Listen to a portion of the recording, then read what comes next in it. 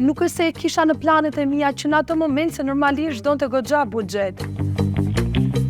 Por avash fillova dhe thash se jo, mund ta bëj. Unë jam Santana Devole, 33 vjeçe, piktore dhe njëkohësisht sipërmarrëse e aktivitetit Festa e Çupës, ku merremi me organizimin e ditëlindjeve për fëmijë dhe dekore.